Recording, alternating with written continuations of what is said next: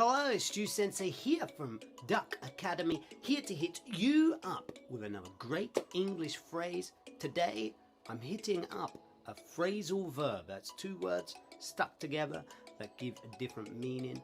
And today's phrasal verb is cool off. Cool off. Now, to call off something means to cancel something. So maybe you have an event planned with your friend. Maybe you've decided to go out to a restaurant together. You've been messaging each other online saying, yeah, sure, we'll meet up on this date at this time. And then suddenly you're very sick. Suddenly it comes to the day and you're not feeling very well at all.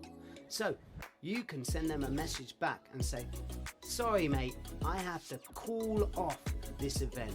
I can't come because I am feeling sick.